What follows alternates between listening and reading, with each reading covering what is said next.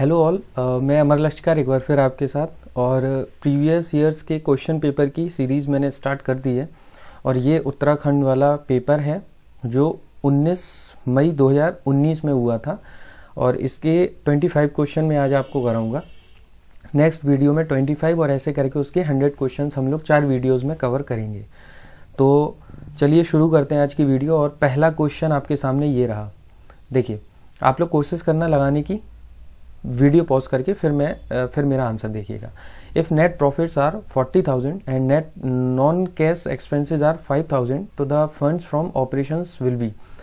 देखिए, fund from operations अगर हमें ऐसे में कैलकुलेट करने हैं तो चाहे वो कैश के आइटम हो या नॉन कैश का हो, हमें अगर फंड देखना है तो हम लोग उसे ऐड करने के बाद ही सारे वो देखेंगे, फंड देखेंगे। तो देखो, यहाँ पे 40,000 तो नेट प्रॉफिट है ही है, लेकिन नॉन कैश एक्सपेंसेस क्योंकि हम लोगों का नेट प्रॉफिट है तो इसमें से हम लोगों ने एक्सपेंसेस माइनस कर रखे होंगे नॉन कैश वाले, तो ये 5,000 इसमें हम ऐड कर देंगे तो जो आंसर हो जाएगा वो 45,000 हो जाएगा। नेक्स्ट क्वेश्चन हम लोग देखते हैं, question number 2। Method of valuation of goodwill is, तो average profit method, super profit method, capitalization method, all of the above. देखिए, इसकी एक सेपरेट वीडियो में लाऊंगा जिसमें हम लोग प्रॉफिट के बारे में पढ़ेंगे और ये आई बटन पे आपको मिल जाएगा। तो यहाँ पे इसका जो आंसर होगा वो होगा all of the above. Next, according to Walter firm should pay 100% dividend if. देखिए, डिविडेंड डिस्ट्रीब्यूशन के कुछ मॉडल्स हैं जिसमें से एक इम्पॉर्टेंट मॉडल है वॉल्टर्स का मॉडल, जिसमें आर और के की रिलेशंस के रिगार्डिंग पेमेंट करना है या नहीं करना है डिविडेंड का, इसके बारे में वॉल्टर ने बताया है। तो देखिए, इसके लिए मैं आपको एक ये यहाँ पे देखिए, आप आर जो है इनकम है हमारी, एक तरीके से इंटरनल रेट ऑफ रिटर्न भी बोलते हैं जिसे, और जो के होता है वो हमारा कॉस्ट ऑफ कैपिटल होता है। देखिए, अगर आर हमारा ग्रेटर है के से तो हम लोग 100% रिटेंशन करेंगे। रिटेंशन किस चीज़ की करेंगे? जो हमारा प्रॉफिट होगा उसकी, यानी कि हम डिविडेंड नहीं बांटेंगे, इसलिए यहाँ पे आपको दिख रहा होगा 0% डिविडेंड। और अगर आर हमारा लेस देन के है तो हम लोग 0% रिटेंशन करेंगे और 100% डिविडेंड बांट देंगे। ये कहता है नियम, दूसरे जो रूल है। और तीसरा, अगर आर हमारा बराबर है के तो हम लोग रिटेंशन भी कर सकते हैं और डिविडेंड भी बांट सकते हैं। ये मतलब बहुत ही सिंपल वे में उन्होंने इसके बारे में बताया। तो हमारा क्वेश्चन जो है वो है कि हम लोग 100% डिविडेंड किस केस में बांटेंगे, तो वो होगा आर इज लेस देन के। तो अब हम लोग यहाँ पे देख लेते हैं, तो इसका आंसर जो हो जाएगा आर इज लेस देन के, सी इसका आंसर हो जाएगा। नेक्स्ट क्वेश्चन हम लोग देखते हैं, 4th। Meaning of net assets is. देखिए, नेट एसेट का मतलब क्या हुआ? एक टोटल एसेट होती है जिसमें फिक्स्ड एसेट, करंट एसेट, सारी एसेट होती है, लेकिन यहाँ पे वो पूछ रहा है कि नेट एसेट क्या होगा। तो देखिए, नेट एसेट वो होगा जो हमारी एसेट है, यानी कि अगर कुछ ऐसा कैश या कुछ ऐसा बैंक में पैसा पड़ा हुआ है जो हमारा नहीं है, हमें किसी को पे करना है, तो वो हमारा पैसा अगर नहीं है तो हमारी एसेट भी नहीं होगी। इसीलिए नेट एसेट वो होगी जो हमारी खुद की कमाई हुई हो। तो इसीलिए इसका आंसर जो हो जाएगा वो हो जाएगा D, which is total asset minus outside liabilities. Outside liabilities को अगर आप माइनस कर देते हैं तो वो नेट बचेगा, नेट एसेट हो जाएगा इसका। तो क्वेश्चन नंबर अब हम लोग 5 देखते हैं, favourable balance of cash book means. देखिए, फेवरेबल बैलेंस की अगर हम लोग बात करें, कैश बुक यानी कि ये बैंक रिकंसिलिएशन का एक क्वेश्चन है। फेवरेबल बैलेंस कैश बुक का जो होता है वो होता है डेबिट, और अगर पासबुक का बात करें तो वो होता है क्रेडिट। तो इसका आंसर जो हो जाएगा वो हो जाएगा a, debit balance as per cash book. Question number 6 देखते हैं हम लोग, the cost of asset is 60,000, the scrap value will be 25% at the end of 10 years if straight line method of depreciation is followed. तो the rate of depreciation बताइए। देखिए, इस question को कैसे करना है ये यहाँ पे देखते हैं हम लोग। इसका ये रहा, तो कॉस्ट अगर 60,000 है, स्क्रैप वैल्यू 25% है, टाइम 10 years है, तो रेट बताइए। देखिए, 60,000 में सबसे पहले हम लोग 25% माइनस करेंगे उसकी स्क्रैप वैल्यू, तो आंसर आ जाएगा 45,000। और अगर हम लोग 1 साल का इंटरेस्ट देखें, ये टोटल इंटरेस्ट हो जाएगा। इंटरेस्ट मतलब उसकी वैल्यू जो 10 सालों में बटनी है, वो टोटल ये है। अगर हम एक साल की वैल्यू देखें तो कितना हो जाएगा 45,000 डिवाइडेड बाय 10 यानी कि 4,500।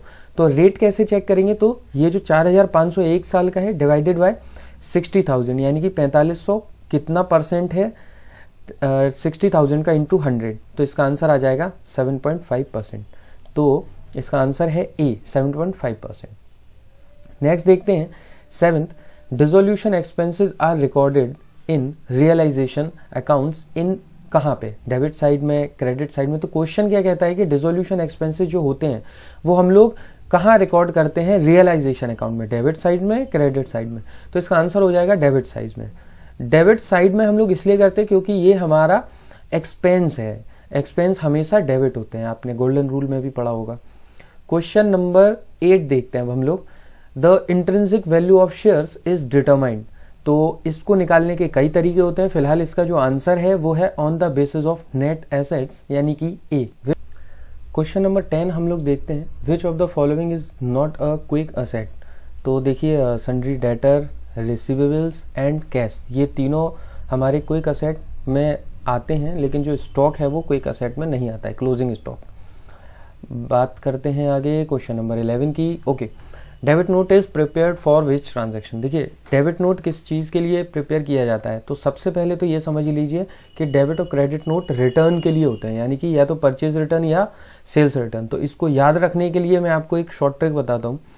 जब हम लोग सेल रिटर्न यानी कि जब हम लोग सेल की एंट्री पास करते हैं तब सेल को हम लोग क्रेडिट करते हैं, लेकिन जब रिटर्न करेंगे तो हम लोग सेल को क्या करेंगे, डेबिट। तो डेबिट नोट जो है ना वो सेल रिटर्न के लिए होता है। सेम केस इस पर भी अप्लाई होता है कि जो परचेज रिटर्न है, जैसे परचेज है, परचेज की एंट्री जब हम लोग करते हैं तो उसे डेबिट करते हैं, तो परचेज रिटर्न की एंट्री जो होगी वो क्रेडिट नोट से होगी, इसलिए इसका आंसर जो हो जाएगा डेबिट नोट का ये डी हो जाएगा फॉर सेल रिटर्न। आगे चलते हैं हम लोग, क्वेश्चन नंबर 12 देखते हैं। Under cost control accounting normal wastage of material is debited to costing profit and loss account, stores ledger control account, financial goods ledger control account या फैक्ट्री ओवरहेड कंट्रोल अकाउंट। देखिए इसका answer जो है वो है factory overhead control account. इसको detail में पढ़ेंगे जब हम लोग कॉस्टिंग पढ़ेंगे। क्वेश्चन नंबर 13 देखते हैं, under which act audit is compulsory. तो किसके तहत ऑडिट कंपलसरी है। देखिए पार्टनरशिप एक्ट के हिसाब से तो वॉलंटरी है, कराना हो कराओ, लेकिन क्वेश्चन बी ऑप्शन जो है ना, इंडियन कंपनीज एक्ट 2013, इसके हिसाब से जो भी कंपनीज होती हैं उन्हें ऑडिट कराना कंपलसरी होता है। इसका आंसर हो जाएगा बी। क्वेश्चन नंबर 14 देखते हैं, the two basic measures of liquidity are. देखिए लिक्विडिटी के लिए मैंने एक इमेज आपके लिए डाल रखी है जिसमें इसमें दिखाएंगे। देखिए ये मैं दिखाता हूं आपको, एक मिनट। ये रेशियो एनालिसिस, तो रेशियो एनालिसिस में कौन सी चीज या रेशियो कितने प्रकार के होते हैं, जैसे liquidity ratio, profitability ratio, solvency, turnover and earning ratio. Liquidity ratio में दो चीजें होती है, current ratio and quick ratio. Profitability ratio में ये होता है, और क्वेश्चन नॉर्मली 3 रेशियोज से आता है, मैं बता दूं आपको। एक तो लिक्विडिटी का ये सबसे कॉमन क्वेश्चन है कि क्विक रेशियो या करंट रेशियो, लिक्विडिटी के हैं क्योंकि ये, और प्रॉफिटेबिलिटी से आते हैं क्वेश्चन और सॉल्वेंसी से आते हैं। टर्नओवर और अर्निंग से नहीं आते, क्योंकि इसमें टर्नओवर रेशियो में ये 3 रेशियो के नाम से ही पता चल जाता है कि वो टर्नओवर रेशियो है। ठीक है, तो लिक्विडिटी में करंट रेशियो और क्विक रेशियो। अब हम लोग अपने क्वेश्चन पे चलते हैं। यहाँ पे कहता है कि 2 बेसिक मेजर लिक्विडिटी के लिए कौन से होते हैं। तो देखिए आप देख सकते हो यहाँ पे कि current ratio and liquid ratio, यही उसमें आंसर था। तो क्वेश्चन 14 का जो आंसर होगा वो सी होगा। 15th देखते हैं, which of the following is an application of funds.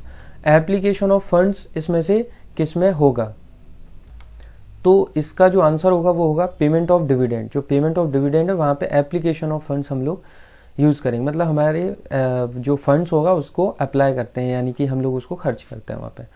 Question number 16 देखते हैं, ऑपरेटिंग रेशियो इनमें से कौन सा है। देखिए ये रेशियो का क्वेश्चन है, फिर से हम लोग अपनी वीडियो को चेक करते हैं एक बार। तो operating ratio, operating profit ratio एक ही होता है। ऑपरेटिंग प्रॉफिट रेशियो किस में आता है, प्रॉफिटेबिलिटी रेशियो में आता है। तो इसका आंसर हो जाएगा, अपने क्वेश्चन को देखते हैं, इसका आंसर हो जाएगा ए, 16th का ए।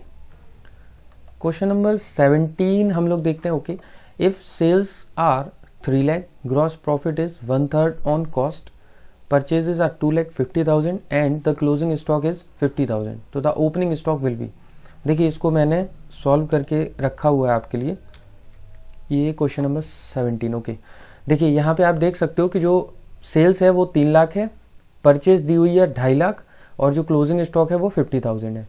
ग्रॉस प्रॉफिट नहीं दिया है और ओपनिंग प्रॉफिट पूछ रहा है। ग्रॉस प्रॉफिट से रिलेटेड उसने एक इंफॉर्मेशन दे रखी है कि ग्रॉस प्रॉफिट 1/3 ऑन कॉस्ट है। 1/3 ऑन कॉस्ट का मतलब होता है कि एक प्रॉफिट है और 3 कॉस्ट है। अगर हम लोग ग्रॉस प्रॉफिट ऑन सेल निकाल लें, सॉरी यहाँ पे एक गलती हो गई है, ये जो है ऑन कॉस्ट नहीं है, ये सेल है।